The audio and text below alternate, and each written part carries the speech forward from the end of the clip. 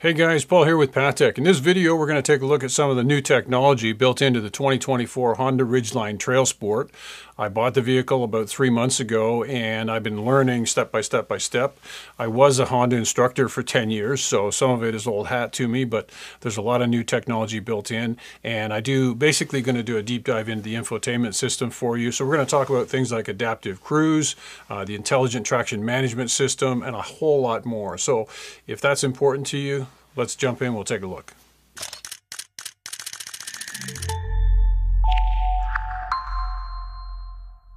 Okay guys, so in this segment what I'm going to do is show you how the adaptive cruise works on the Honda Ridgeline. And I'll show you what I've learned after 3 months of driving this beast.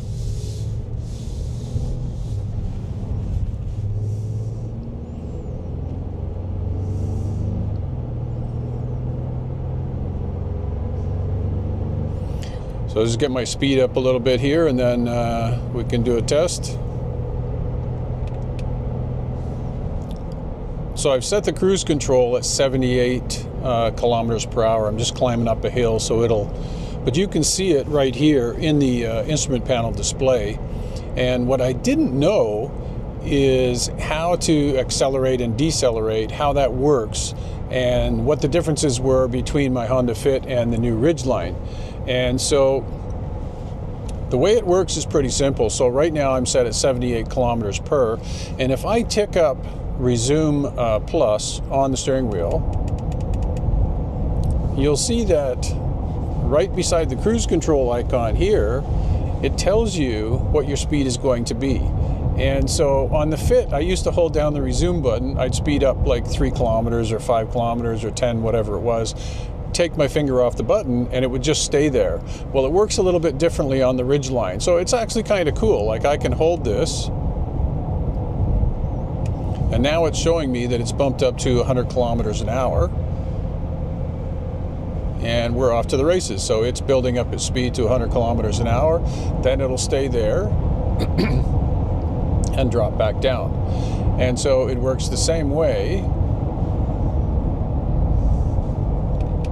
if I set it at 89 and I want to drop down to 80 now. So you're going to see that the numbers are dropping down. And the next thing that I wanted to show you was, I'm just going to make a right turn here, a little safer than being in front of a whole pile of cars.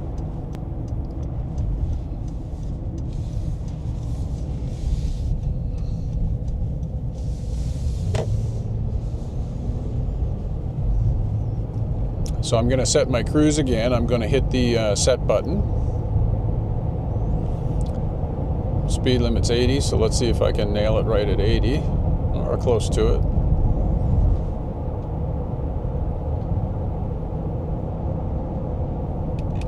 Okay, so 73 is close enough.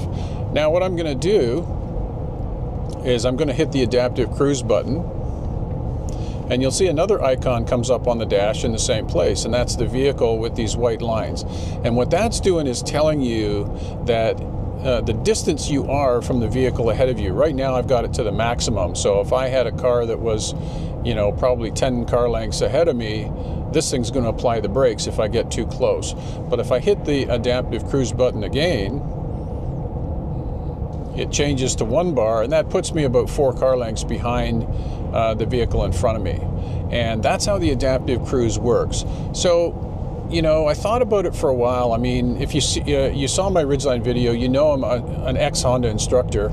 And so right now I got kind of mixed feelings about it because, you know, let me speed up here a little bit. There, I got it right at 80. So my cruise is set right at 80. I've got the adaptive cruise set. I think when you're on the highway, you know, cruising along, I think this system is going to work fine. But, you know, what I've found is that in stop and go traffic in the city, you know, I usually just click it off. But for highway use, it's a really valuable tool because on the highway, driving long distances, that's when people tend to doze off or they're not paying attention or whatever, and the adaptive is going to kick in and apply the brakes for you, and it may damn well save your life. So now that you understand how it works, now that I understand how it works, this is a tool that I'm definitely going to take advantage of going forward. Okay guys, so next up is the intelligent traction mode that I thought would be really good to show you. And you engage that with a button on the center console here. Just below the drive and sport mode button, you'll have it's called ITM, intelligent traction mode. And on the instrument panel on the left side of the digital dash, when I hit this, you're going to see now we're in snow mode. Now I'm in mud. Now I'm in sand mode, and if I hit it again, I'm back in normal mode. And it's as simple as that. It's for different types of, terrain that you're going to be driving over. 90% of the time you'll have it in normal mode, but there's going to be those times when, snow, mud, whatever, you're going to want to switch, and you've got the option to do so. So just quickly, once again, hit the button, you're in snow. Hit the button again, you're in mud, and one more time you're in sand, and then back to normal mode. Now, myself personally, the one I use the most is sand, because when I take the cottage roads or the non-service roads, I put it in sand mode, and that gives me a little bit better traction for loose gravel or sand and rocks. But I'll leave it up to you. You're just going to have to play around with it yourself and figure out what works best for you. Okay, so now that I'm pulled over to the side of the road, I can hit the home button here, and I can toggle through all the different options that I have. So there's speed and time, there's range and fuel, warning, gauge display settings, must stop and shift to park to change settings. So there you go, safety's built in. Okay, switch up. There's brightness control, so if you want to change the brightness of your dash. No content, there's tire pressure, and tire pressure, I use that one all the time. So I can see exactly what my tire pressure is. Very handy little feature. Maintenance, if you want to look at your maintenance. If you're doing some four-wheeling and you want to see the torque distribution. So I'll just drive a little bit and it'll show you. It's giving you 4 arrows that are basically going to change the length or the distance depending on your torque distribution. Now I'm on a perfectly smooth paved road, so basically what you see is what you get.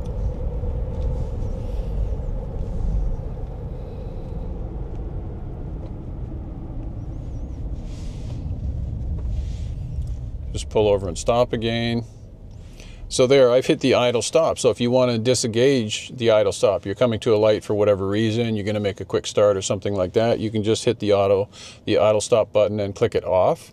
And then, I can hit the home button and I can switch to the navigation system. If I hit the Navi button, there I go. It tells me the direction that I'm heading in. Phone. No phone detected. That's because I'm using my phone with the Pocket 3, so that's what's going on there. Audio system, so I can click that, audio power off. I don't have the audio system on at the moment. Speed and time. So there we go. I can have a digital readout, and it's showing me everything that I could possibly want to see. The average speed, elapsed time, the total kilometers down at the bottom. So this vehicle is just, feature packed.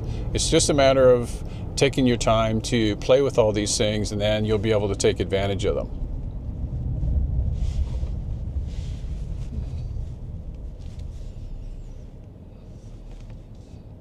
So we'll hit the home button again, and it's basically brought us back to where we started. So I'm just going to flip it back to tire pressure.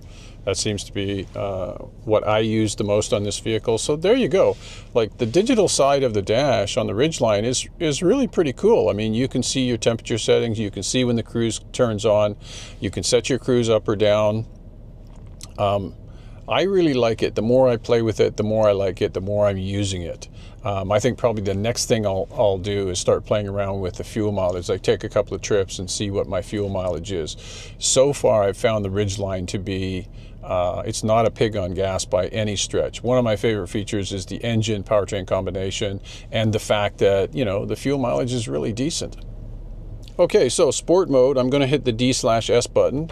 you'll see the display turns to an S. And the beauty of this mode is that now I can use my paddle shifters and shift up or down. And this is a feature you're going to use when you're towing. I mean, you're going up a hill and you want to hold it into a longer gear. Here, I'll shift up again. And so 99.9% of the time, you won't use the sport mode, but when you are towing a trailer and you want to hold it in a lower gear or a higher gear, you've got that option. And that's the idea behind the paddle shifters. Very simple. So what I want to do in this segment is basically do a bit of a deep dive on the infotainment system, a little deeper than what I did in the first video. I've had the vehicle for a few months now, so I'm a little more knowledgeable on it. And so what you see is what you get. You've got this really cool little ledge here that supports your fingers if you're going to select any of the features along the bottom tray here. It's just kind of a quick access mode. And if you click on the all apps, you know, you have all the features that are iconized there. You've got them in this little scroll down display. So that's kind of handy. You can scroll down and get at whatever you want to get in or make adjustments to, and then just simply hit the back button and away you go. If you want to go into your phone, mine's not connected at the moment, but if it was, you do it through the phone icon. FM radio, we can hit this one here, and your music comes up. And Apple CarPlay, that's a big one.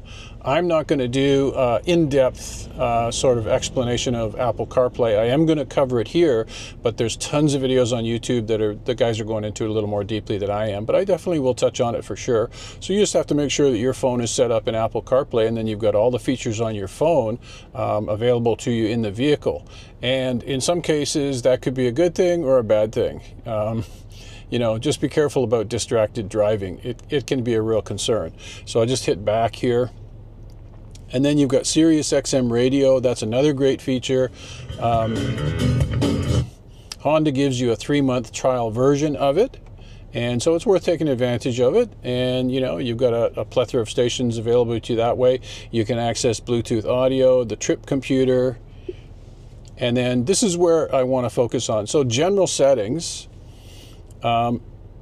If we scroll to the top, you can get into your system, set your date, time, language, you know, system volumes, data sharing settings, all that good stuff. And if there's a scroll bar on the left side, that means you can scroll down and you've got other features there available to you. Now, if I hit back, smartphone connection, it basically just shows you what's connected to Apple CarPlay or what isn't. So you can see my phone is in there. So if I go to Apple CarPlay, it's set up, and you know, this is where you can get access to it. And then if we go back again, connections, Wi-Fi and Bluetooth. If you want to go in and make some adjustments there, you can. Display. You want to change the brightness of your infotainment display, you've got all those features right here. Sound, same thing. If you want to check your bass treble, balance fader, speed volume compensation, that's all available to you. And then we'll just scroll down here. Your rear camera, you've got access, and your cross traffic monitor, so you've got some adjustments there. If you click on this one here, it's basically on or it's off. And click back again, and then your voice control mode, which is normal. If normal mode is enabled, a list of example commands is displayed, so you can read through that, but you can either set it to normal or you can use the assist mode. So again, it's just, you know, tailoring things to your personal preference. So we're going to go all the way back this time, and vehicle settings is probably where there's some really key features in here that you're going to want to make adjustments to for your personal preference. So driver assist system, you know, forward collision warning distance. I'll go into these for you. You've got long, normal, or short. Your ACC forward vehicle detect beep, you can turn that on or off. Road departure mitigation setting. You've got normal, wide, warning, so you can play with that. Lane keeping assist. This is one you can see I've got it turned off because I find it irritating when I'm driving. Every time I get close to the center line, the steering wheel jiggles. So for a long drive, I'll turn it on. For just around town, I leave it off. Blind spot information. Audible and visual alert, visual alert. So for blind spot, you have an indicator on the left side and on the right side here when you're changing lanes, and it flashes orange and you get a little beep. And so that's a handy feature. You want to leave that turned on for sure. And that's it for this segment here. So the next one is meter setup. So you can adjust the outside temperature display if you want Fahrenheit or Celsius, trip A, trip B, adjust the alarm volume, the reverse alert tone, fuel efficiency backlight, your turn-by-turn auto display, you have some adjustments there, speed distance units, kilometers to miles per hour, and then your tachometer, and you can turn that on or off. And so now if we go back, now we're starting to get into some of the things that are more key, and you're definitely going to want to make adjustments here. Memory position link, this can be turned on or off. Your seat position movement at entry exit. So this is a good one. When I first got the vehicle, the seat was moving back every time I got out of the vehicle, and so it would stay back, and then when I got back into the vehicle, it would move forward. I turned that off for a couple of weeks, and I found that it's better to have it move. So when you get out of the vehicle and you come back in the next time, the seat is moved back, and then as soon as you start up the engine, the seat will move forward to the pre-programmed position that you programmed into your memory position button. And that's a good thing, but it's personal preference. You can turn it on or you can turn it off. I'll leave that up to you. Keyless access setup. So there's a ton of adjustments here. So the door unlock mode, here's one that I change. Okay, so if you're a young gal and you want the ultimate in safety, what you'll find is Honda has this set from default. Instead of all doors, they have it driver's door only. Because just imagine you're a young gal coming out of a shopping mall and you go to get into your car and there's some guy trying to, you know, jump you or whatever. So you want driver's door only. So you go to the driver's door, jump in, and the other doors, they don't have access to it. For me, because I'm doing these videos all the time, I just find it a pain, so I have it set to all doors. But that's just me, so it's just, you know, choices.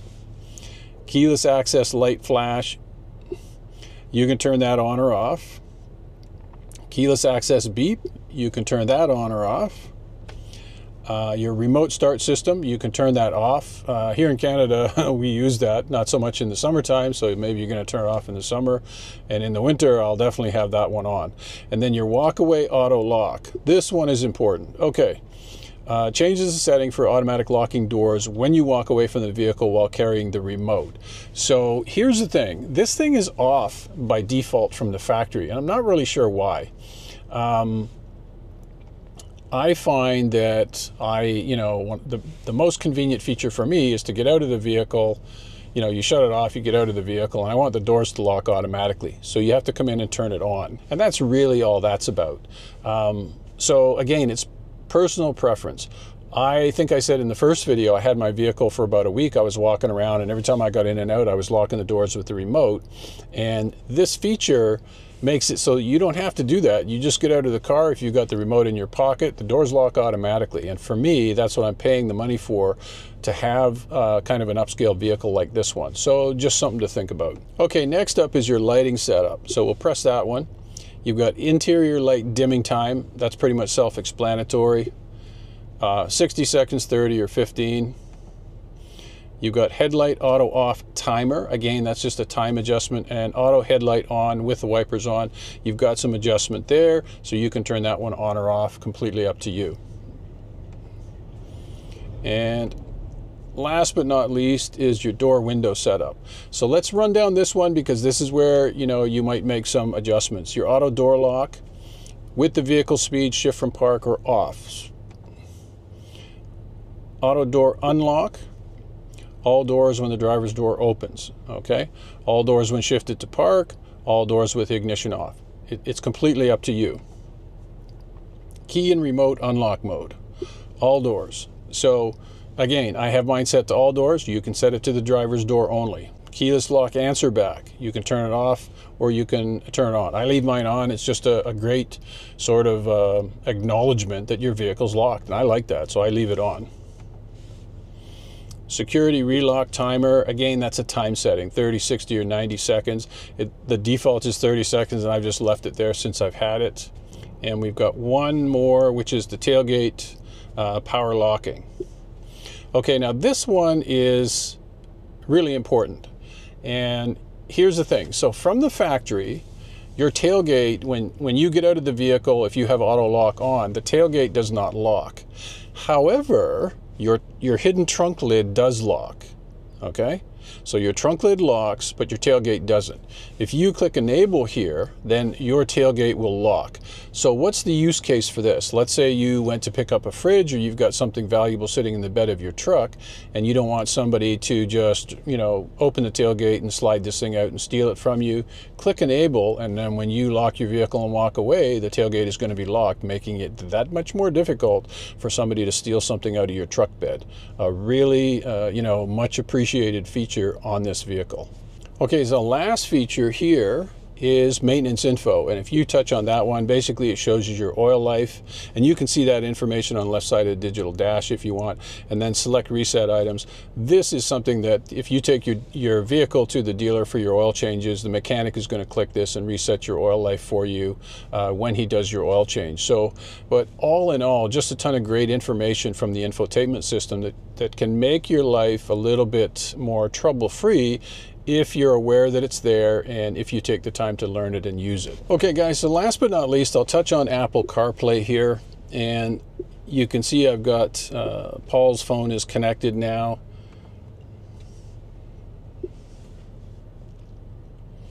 And if I hit the icons here, you'll see everything that, you know, it's a fairly responsive display, I have to say. Like, you can just scroll over and you can see all the features. So I can access my phone, music, maps, messages, music that's now playing, Honda podcasts, audio books, the calendar settings, Google Maps. So basically everything that's in your phone, you can see it here. Now, just, you know, keep in mind distracted driving, right? You shouldn't be, you know, focusing here while you're driving. You should be focusing here. Like, you got to use common sense with this. But you can use Siri and do stuff like, Siri, call Alan. Calling Alan Phillips Mobile. Okay, so I don't think my brother needs a phone call about nothing, so I just killed that one, but I think you get the idea. Then you can access music. Okay? Very simple. Click play, or you can have Siri control it for you. Turn your volume up. Okay. And just go back. Click on your icons. You can get into maps. You've got messages. You've got what's now playing with your music, podcasts. And so let's take a look at the calendar function. No events today. Okay. So let's take a look at Google Maps. And so basically, again, anything that's on your phone, you're going to have access to it here. So once again, it's just that there's a ton of great features built into this infotainment system. Take advantage of it. You'll be glad you did. Okay, folks, so that's going to wrap it up for this one. The reason I did this in the vehicle is when you're trying to teach somebody something, it's a lot easier to see things in real time. I think it's easier to learn that way. And but if you have questions about anything I've covered, by all means, connect in. I'll try and get back to you as quick as I can. I've had a lot of fun doing this kind of stuff, and I appreciate your comments, so don't hesitate if you have a question. If you found the video useful, hit the subscribe, like, and notification bells for me. I really appreciate it. Especially when you subscribe. That helps me a little bit, bring more value-added content to you. And have a great summer, and I'm going to see you in the next one.